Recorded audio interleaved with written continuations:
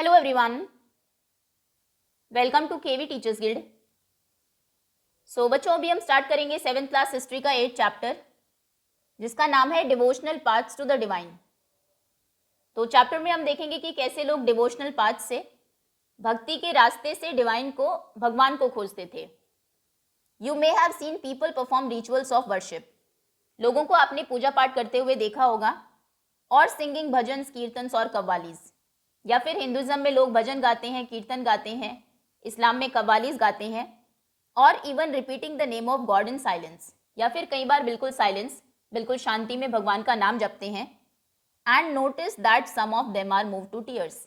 और कई बार अगर आप नोटिस करें तो लोग इतना डिवोटेड हो जाते हैं कि उनकी आंखों में आंसू आ जाते हैं। सच इंटेंस डिवोशन और लव ऑफ गॉड। अभी ये जो इतना इंटेंस डिवोशन है, भक्ति भाव है या फिर गॉड, भगवान के प्रति प्रेम है, is the legacy of various kinds of भक्ति एंड सूफी मूवमेंट्स। ये बहुत सारे भक्ति और सूफी मूवमेंट्स की वजह से है, that have evolved since the 8th century, जो कि 8th सेंचुरी से इवॉल्व होना स्टार्ट हुए। Next topic is the idea of a supreme god before large kingdoms emerged. जब ये बड़े बड़े किंगडम्स, राज्य बने, उससे पहले डिफरेंट ग्रुप्स थे लोगों के, और इन छोटे छोटे ग्रुप के लोग वर्शिप करते थे उनके गॉड्स और गॉडेसेस को। इन ग्रुप्स के खुद के देवी देवता होते थे जिनकी वो पूजा किया करते थे। As people were brought together through the growth of towns, trade and empires. उसके बाद टाउन्स बने, इन ग्रुप्स के बीच में ट्रेडिंग होने लगी, व्यापार होने लगा। कुछ बड़े एम्पायर बने जिसमें डिफरेंट ग्रुप के लोग एक ही एम्पायर का पार्ट थे, तो लोगों ने मिंगल करना स्टार्ट किया, वो आपस में मिलने लगे और नए आइडियाज डेवलप होना स्टार्ट हुए। The idea that all living things pass through countless cycles of birth and rebirth, performing good deeds and bad, came to be widely accepted. और एक आइडिया जो इस टाइम पर वाइडली लोगों ने एक्सेप्ट किया, वो ये था कि एक पर्सन को बहुत सारे साइकिल्स, बहुत बार जन्म लेना होता है, उसका पुनर्जन्म होता है, उसमें वो कुछ अच्छे कर्म करता है, कुछ खराब कर्म करता है। कर्मा थ्योरी बहुत फेमस थी इस टाइम पर।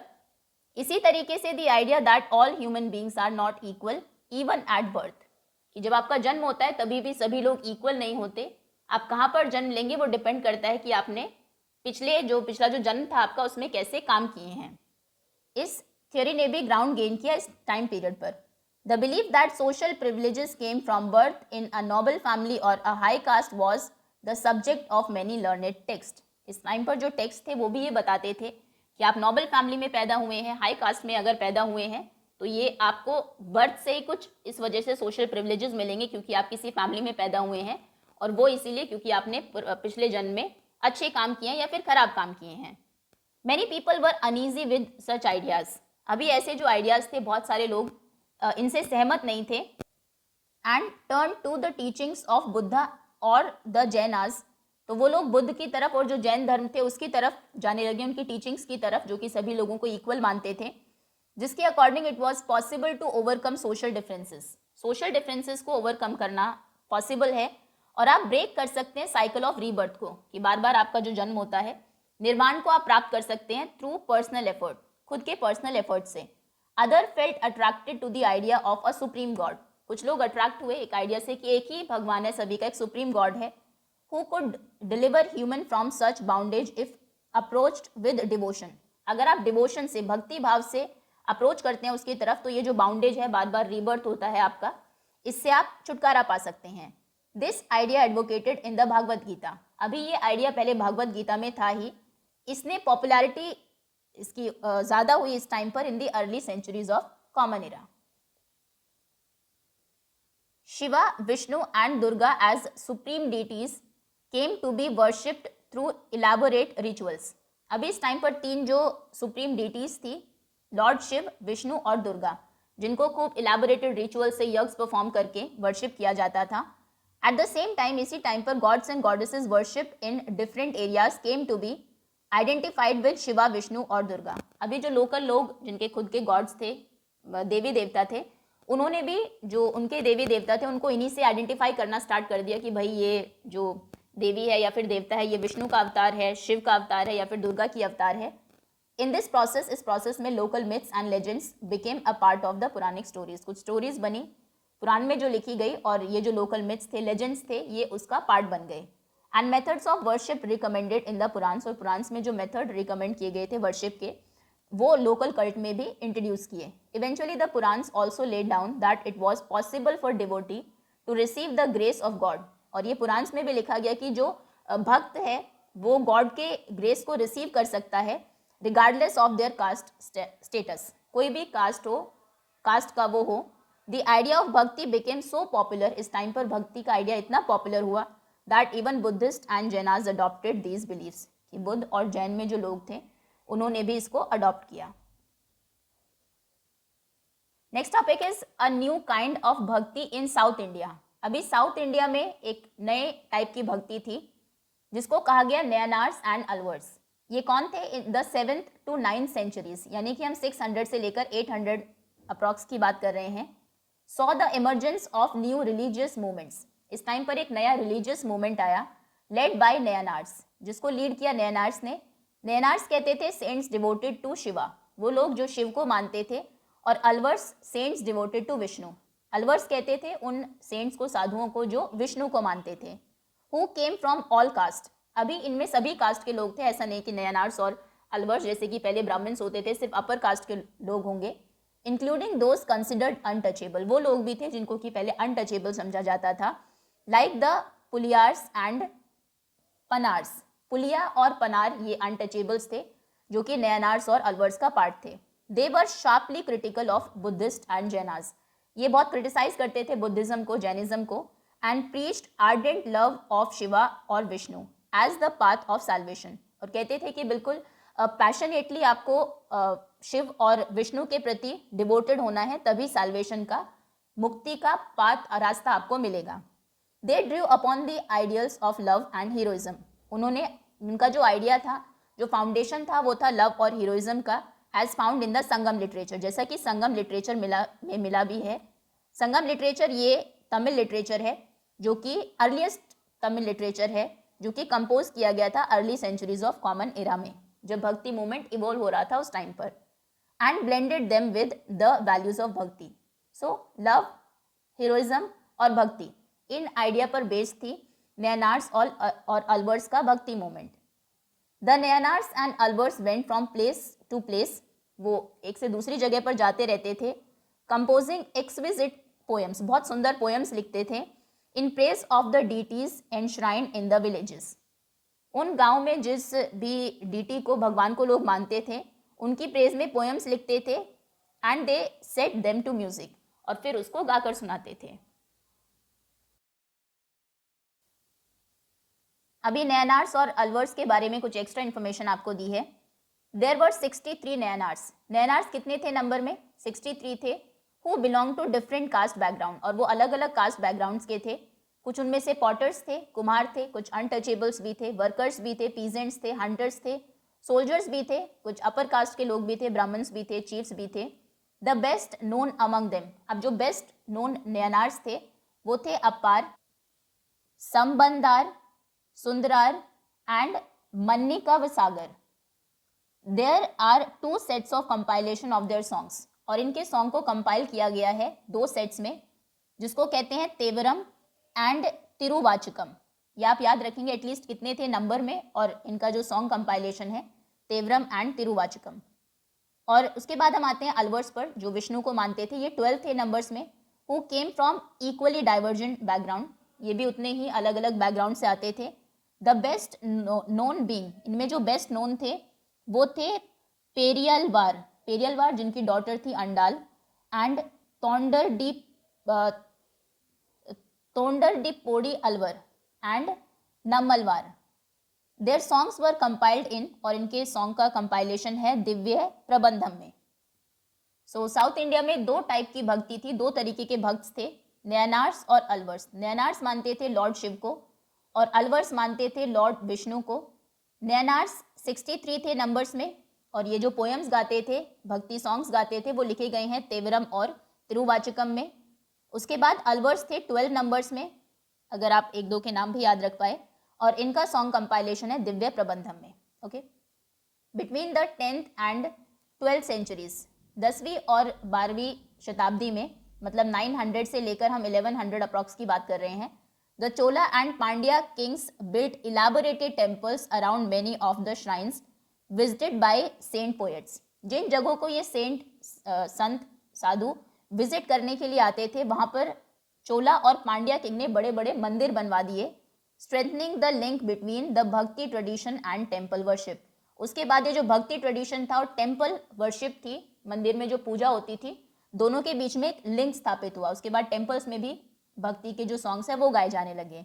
This was also the time, ये वही टाइम है when their poems were compiled, जब इनकी पोएम्स को कंपाइल किया गया. बिसाइड्स हेगियोग्राफीज, हेगियोग्राफी हम बोलते हैं किसी साधु संत की लाइफ पर जो टेक्स्ट लिखा जाता है उसको, या फिर कुछ रिलीजियस बायोग्राफीज भी लिखी गई अलवर्स की और नयनार्स की, वर ऑल्सो कंपोज्ड, ये भी इस टाइम पर कंपोज हुई. आजकल हम इन टेक्स्ट को यूज करते हैं as a source for writing histories of bhakti tradition. जो भक्ति ट्रेडिशन का हिस्ट्री लिखते हैं उसको इन्हीं टेक्स्ट को देखकर, इनको समझकर हम वो लिखते हैं.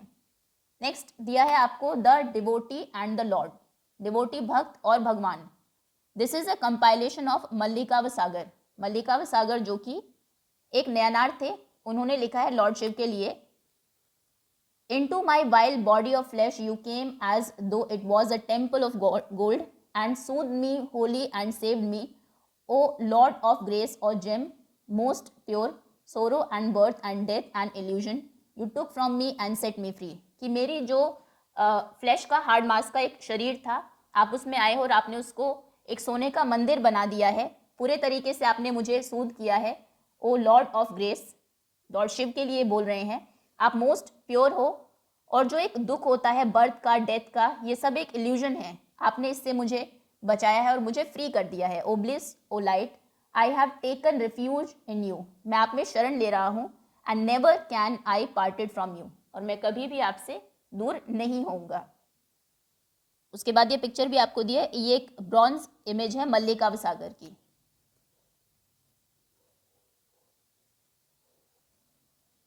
Now next topic is philosophy and bhakti. Bhakti movement से कैसे डिफरेंट फिलॉसफीज बनी. Shankara, one of the most influential philosophers of India. Shankara जो कि इंडिया के एक बहुत ही इन्फ्लुएंशियल फिलोसोफर थे, ये केरला में पैदा हुए थे 8th सेंचुरी में. He was an advocate of Advaita. अद्वैतवाद के ये एडवोकेट थे. ये क्या है? Doctrine of the oneness of individual soul and supreme God, जो कहता है कि जो सोल है हमारी आत्मा और जो गॉड है, मतलब आत्मा और परमात्मा एक ही है. ये जो फिलॉसफी है इसको कहा गया अद्वैतवाद, which is the ultimate reality. और गॉड ही और हमारी जो आत्मा है ये ही सत्य है, अल्टीमेट रियलिटी है. ही टॉट दैट ब्राह्मण द ओनली और अल्टीमेट रियलिटी. उन्होंने कहा कि जो ब्राह्मण है, ब्राह्मण मतलब यहाँ पर किसी कास्ट से नहीं, भगवान को कहा गया है, वही सिर्फ एक और अल्टीमेट रियलिटी है. और वो फॉर्मलेस है, जैसे ह्यूमन बीइंग है, फॉर्म है उसकी, एक शरीर है. गॉड का कोई भी फॉर्म नहीं है और वो विदाउट एनी एट्रीब्यूट, कोई उसके एट्रीब्यूट्स नहीं है.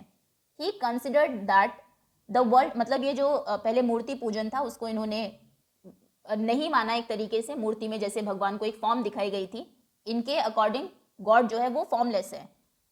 He considered the world around us to be an illusion, और माया. इन्होंने कहा कि हमारे चारों तरफ की जो दुनिया है ये एक इल्यूजन है, माया है. And preached renunciation of the world, और आपको संसार को छोड़ देना है, अडॉप्ट करना है of the path of knowledge, ज्ञान का जो रास्ता है उस पर आपको चलना है. To understand the true nature of Brahman, कि ब्राह्मण का, भगवान का ट्रू नेचर क्या है, और ऐसे ही आप अटेन करेंगे साल्वेशन को, मुक्ति, मोक्ष आपको मिलेगा. उसके बाद है रामानुज, जो कि पैदा हुए थे तमिलनाडु में in 11th century. Was deeply influenced by the Alvars. वो अलवर्स से, जो विष्णु सेंट्स थे, उनसे बहुत ज़्यादा इन्फ्लुएंस थे. And according to him the best means of attaining salvation was through intense devotion to Vishnu. और उनका कहना था कि आप सैल्वेशन को पा सकते हैं, मोक्ष पा सकते हैं, अगर आप पूरे तरीके से डिवोटेड हो विष्णु की तरफ. Vishnu in his grace helps the devotee to attain the bliss of union with him. अगर आप डिवोटेड रहते हो, भक्ति भाव से विष्णु भगवान की पूजा करते हो, तो वो आपको खुद के साथ यूनाइटेड होने का, मतलब मिलने का खुद से मौका देंगे. ही प्रोपाउंडेड द डॉक्ट्रिन ऑफ विशिष्टता वैद्य. विशिष्टता वैद्य का इन्होंने डॉक्ट्रिन प्रोपाउंड किया, जिसका मतलब था qualified oneness in that the soul even when united with the supreme god remain distinct. कि आत्मा अलग है, परमात्मा अलग है, लेकिन अगर आप भक्ति करते हो तो आप परमात्मा से मिल सकते हो, लेकिन फिर भी जो सोल है वो अलग ही रहेगी। तो दो यहाँ पर हमने देखे, शंकरा जो फिलॉसफी थी इनकी वो थी अद्वैतवाद की, जिसमें उन्होंने कहा कि आत्मा और परमात्मा एक ही है, सोल और जो सुप्रीम गॉड है उसकी वननेस की बात कही। दूसरा है विशिष्टताद्वैत, विशिष्टताद्वैत, जिसमें कहा गया कि आत्मा अलग है परमात्मा अलग है, लेकिन अगर आप आत्मा को परमात्मा से मिलाना चाहते हैं तो आपको विष्णु के प्रति डिवोटेड होना होगा। और रामानुज का ये जो डॉक्ट्रीन था ये ग्रेटली इंस्पायर करेगा नए भक्ति के स्टैंड्स को, जो कि डेवलप होगा उसके बाद नॉर्थ इंडिया में भी। अभी हमने साउथ इंडिया में जो भक्ति मूवमेंट्स था उनकी बात की। नाउ नेक्स्ट इज बसवन्नाज वीर शैविज्म। अब हम रीड करेंगे बसवन्ना के वीर शैविज्म के बारे में। We noted earlier that connection between the Tamil bhakti movement and temple worship. हमने देखा कि चोला और पांड्या जो किंग थे उन्होंने कनेक्शन स्टैब्लिश किया था कि जहाँ पर भी वो लोग जाते थे भक्ति मूवमेंट के लोग, उन्होंने वहाँ पर टेम्पल्स बनवा दिए थे, तो एक रिलेशन आ गया था टेम्पल वर्शिप और भक्ति मूवमेंट में। This in turn led to a reaction that is best represented in the Virashaiva movement initiated by Basavanna and his companion. अभी इसका जो रिएक्शन है वो हम देखेंगे कि इससे क्या हुआ, जो एक लिंक बना था टेम्पल वर्शिप और भक्ति मूवमेंट में, इससे एक नया मूवमेंट स्टार्ट हुआ, वीर शैव मूवमेंट, जिसको कि इनिशिएट किया बसवन्ना ने और उनके कुछ कंपेनियंस, उनके कुछ साथी थे जैसे कि Allam Prabhu and Akka Mahadevi. This movement began in Karnataka. ये मूवमेंट, ये आंदोलन कर्नाटका में शुरू हुआ मिड 12th सेंचुरी में। द वीर शैव्स आर्ग्यूड, जो वीर शैव थे उनका ये आर्ग्यूमेंट था, for the equality of all human beings, कि सभी ह्यूमन बींग्स इक्वल है, and against Brahmanical ideas about caste and the treatment of women. और जो पहले ब्राह्मणिकल आइडिया था कि कास्ट में वो लोग बिलीव करते थे, कुछ अपर कास्ट के लोग हैं, कर्मा के अकॉर्डिंग लोअर कास्ट के लोग हैं, उसको वो पूरे तरीके से उसके अगेंस्ट थे। और वुमेन को जैसे ब्राह्मण्स ट्रीट करते थे उसके भी उनका मानना था कि सभी लोग इक्वल है, चाहे वो किसी भी कास्ट के हो, जेंडर के हो। They were also against all forms of ritual, जितने भी तरीके के रिचुअल थे उसके भी वो अगेंस्ट थे। और आइडल वर्शिप, जो मूर्ति पूजन था, उसको भी वैष्णविज्म में नहीं माना जाता था, सॉरी वीर शैविनिज्म में। अभी नेक्स्ट हमें गिवन है वीर शैव वचन्स। वीर शैव के कुछ वचन दिए हैं, दीज आर वचन्स और saying attributed to Basavanna. Basavanna ने जो कहा है, the rich will make temples for Shiva. उन्होंने कहा कि जो अमीर लोग हैं वो तो शिव के लिए मंदिर बना देंगे। What shell I a poor man do, लेकिन मुझ जैसे जो गरीब लोग हैं वो क्या करेंगे। माई लेग्स आर पिलर्स, मेरे जो पैर हैं वही पिलर्स हैं मंदिर के। My body is the shrine, मेरा जो शरीर है वो श्राइन है, वो मंदिर है। हेड क्यूपोला है, जो छतरी होती है ऊपर of gold. Listen O lord of the meeting rivers, मिलती हुई नदियों के जो भगवान हैं सुनिए। थिंग्स स्टैंडिंग शैल फॉल, जो ये चीज़ें मंदिर बनवाई गई ये एक न एक दिन गिर जाएंगे, but the moving ever shell stay, लेकिन जो चलती फिरती चीज़ है, जो ह्यूमन बीइंग है, वो हमेशा हमेशा रहेंगे। ओके, तो तीन तरीके के हमने यहाँ पर अभी। नेक्स्ट है द सेंट ऑफ महाराष्ट्र, थोड़ा साउथ से ऊपर भक्ति मूवमेंट कैसा था उसके बारे में हम रीड करेंगे। चलिए इसको कर ही लेते हैं बिकॉज उसके बाद नेक्स्ट टॉपिक है इस्लाम and Sufism. From the 13th to 17th centuries, Maharashtra saw a great number of saint poets. 13 से लेकर 17 सेंचुरी में बहुत सारे ग्रेट सेंट पोएट्स देखने को मिलते हैं महाराष्ट्र में, whose songs in simple Marathi, Maharashtra की लैंग्वेज क्योंकि मराठी है तो उनके गाने सिंपल मराठी में होते थे, continue to inspire people, जो लोगों को अभी भी इंस्पायर करते हैं। The most important among them, इनमें सबसे इंपॉर्टेंट कौन है, वर ध्यानेश्वर, जिनको ज्ञानेश्वर भी कहा जाता है, Namdev, Eknath and Tukaram, as well as women like, कुछ women जैसे कि Sakhubai and the family of Chokhamela, who belong to the untouchable Mahar caste. ये कहने का मतलब है जहाँ पर भी भक्ति मूवमेंट हम देख रहे हैं कहीं पर भी भक्ति में कास्टिज्म की बात नहीं की गई है। मूवमेंट के जो इंपॉर्टेंट लोग हैं अगर उनको भी हम देखें, उनमें अनटचेबल्स भी है, ब्राह्मण्स भी है, सोल्जर्स भी है और जो वर्कर्स हैं वो भी है। तो ये कुछ इंपॉर्टेंट नाम आपको दिए हैं, ज्ञानेश्वर, नामदेव, एकनाथ, तुकाराम, और विमेन में सकूबाई, और फैमिली थी चोखा मेला की, चोखा मेला जो कि अनटचेबल महार कास्ट से बिलोंग करती थी। दिस रीजनल ट्रेडिशन ऑफ भक्ति, ये एक रीजनल ट्रेडिशन था जो महाराष्ट्र में ही था। फोकस्ड ऑन द विठल, ये विठल पर फोकस था, विठल जो कि एक फॉर्म है विष्णु की ही। टेम्पल है उनका in Pandharpur, also as well as on the notion of a personal God, या फिर कोई भी पर्सनल गॉड को जिसको आप मानते हैं, residing in the heart of all people. These saint poets rejected all forms of ritualism. इन ये जो सेंट पोएट्स हैं, इन्होंने सभी तरीके के जो लोग रिचुअल्स करते थे, पूजा पाठ करते थे, यज्ञ करते थे, सबको रिजेक्ट कर दिया. आउटवर्ड डिस्प्ले ऑफ पाइटी, या फिर जो एक भक्त होने का एक डिस्प्ले करते थे उसको भी, या फिर जो सोशल डिफरेंसेस थे बेस्ड ऑन बर्थ के बेस पर जो सोशल डिफरेंसेस थे, ये किसी भी चीज़ को नहीं मानते थे.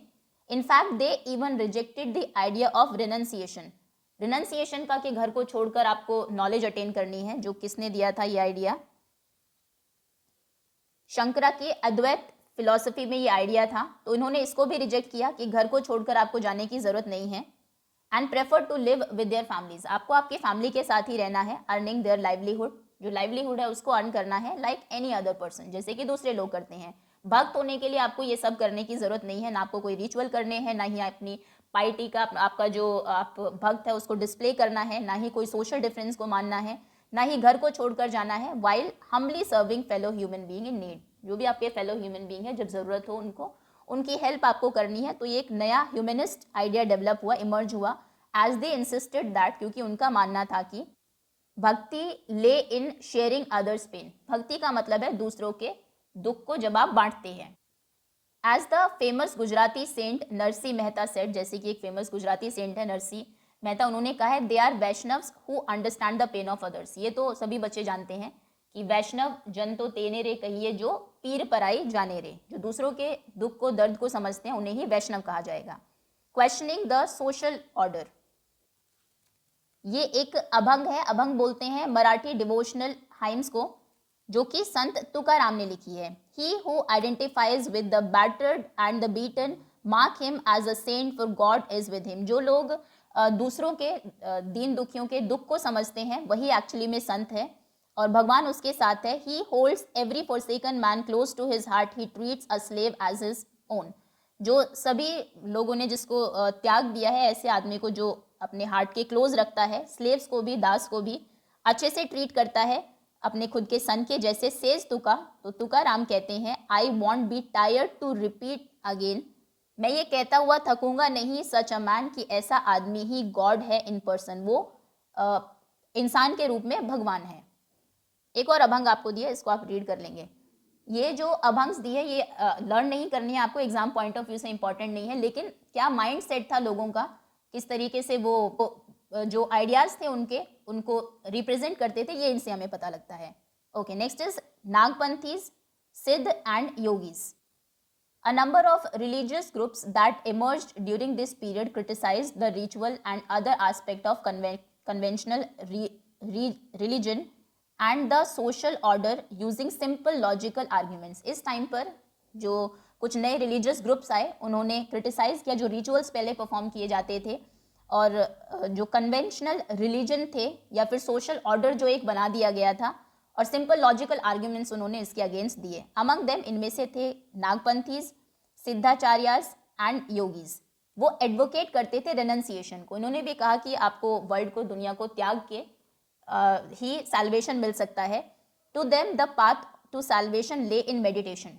सैल्वेशन का पाथ है, जो मोक्ष का पाथ है, वो मेडिटेशन में है. On the formless ultimate reality. इनका भी यही मानना था कि जो अल्टीमेट रियलिटी सुप्रीम गॉड है, वो फॉर्मलेस है, मूर्ति पूजा करने से कुछ नहीं होगा. And the realization of oneness with it.